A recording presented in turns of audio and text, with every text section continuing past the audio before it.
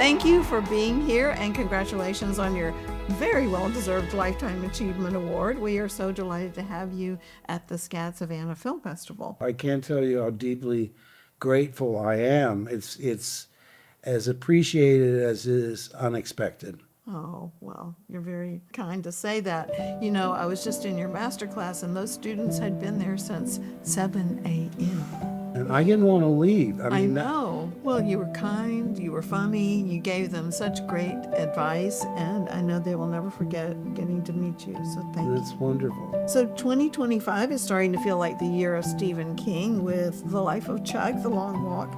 And we're so lucky that both productions feature you, of course, in unforgettable roles. And I read that you said that you wanted to do a King project for a long time. So what made these films the right fit? I've been a big fan of his for a long time, and I always point out that people always associate supernatural and horror, when in fact he wrote The Shawshank Redemption, The Green Mile, and The Body, which was turned into the movie Stand By Me. His versatility is, I don't think, acknowledged. And I have to tell you, when I read The Long Walk, I thought, forget about being in it. Can I even see this movie? Math is truth. It won't lie to you. The mesmerizing monologue on the virtues of math in The Life of Chuck. As an educator, I have to love that. It informs who he is. Yeah. He seems to be sort of a fairly dull but kindly old man. But to see him come alive Yes. when his grandson suggests that math is boring, he's shocked, like he spit on the Pope or something. And his defense of accounting and mathematics is so heartfelt and so thorough. It just tickled me. I thought, I know who this man is. But there's a lot of math in music. Yes. And then you have a dancing accountant. Oh, that's right. Well, I know our SCAD students want me to ask you at least one question about the hero of the Rebel Alliance. I wonder, what's one unforgettable Star Wars fan encounter that you've had? You must have had many. One thing that I find remarkable is how it's affected people's lives. Yes. And how they personalize their stories. And it's interesting because you go from sort of nobody knowing who you are to everybody all around the world Of course. knowing who you are. We took our honeymoon in Tahiti, and I see a boat on the horizon. It's getting closer and closer and closer. I said, Mary Lou, am I going crazy? Is the guy that's driving that boat wearing a Darth Vader helmet? She goes, yeah, he is. And I turned to my wife, I said, you know, the world has irrevocably changed for me. And that's a good thing. I mean, You handle it very gracefully. well, people say, do you mind being known mostly for one character? I said, it could be worse. At least the character that I played has admirable. A hero. Yeah, Yes. well, he's a good person. Yes. I'm Luke Skywalker. I'm here to rescue you. Your voiceover work is so legendary, and you talked a little bit to the students about that work. You said you can be a clown, a monster, even a god all before lunch. That's the thing about voiceover. Since they cast with their ears, not their eyes, you're going to play parts you'd never get in a million years. What advice would you give to students about that? Well, I was always a student of voices. I loved character actors, and I loved dialects. You have a fabulous ear. Yes, my dad was in the Navy, so we moved coast to coast. I really recognize regional, Yes. idiosyncratic things. And I love dialects. They fascinate me. Claude Rains in The Invisible Man is a portion of my Joker, in the sense that crazy, you think I'm crazy, I'll show you who's crazy.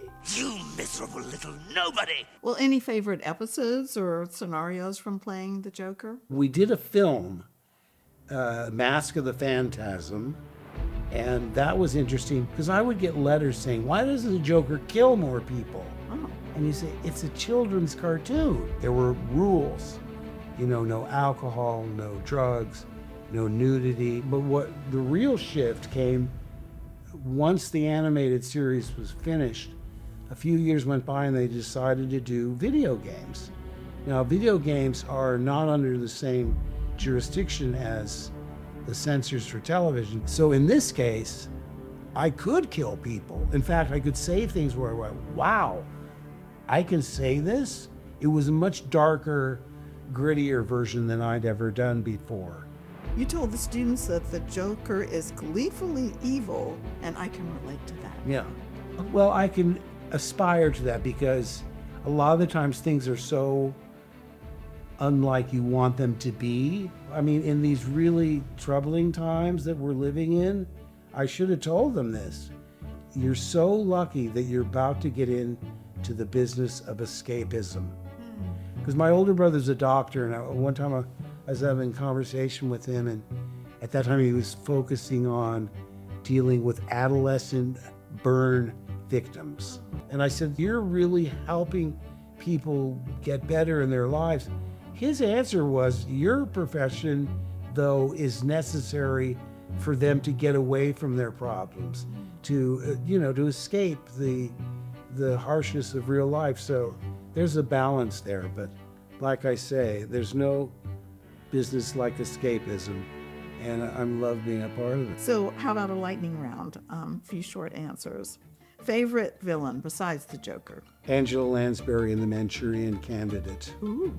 Because she's a mother and she's a monster. Fantastic performance. A stage play you'd love to perform? Well, my wife said, you played Amadeus. Now you're old enough to play Salieri in Amadeus. But will I be able to memorize all those lines? Who knows? I imagine you could. I'll try. Any TV series you've binged more than once? Everything I like gets canceled. I'm still mad that they canceled Square Pegs, and that was 1982. Oh, okay. One last question. SCAD students look up to you not just as an icon, but as a working artist. What's one unglamorous, workaday element of the profession that every actor should learn to love? The least you're going to do is be on time Be there. and know your lines. I can't help, though, wanting to learn what everybody's doing. The crew is like your family.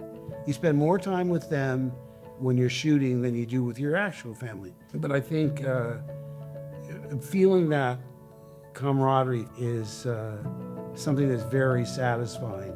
And you can't do that if you do your scene and then just go back and hang in your trailer. It informs you. Yeah, exactly. Everything's a lesson.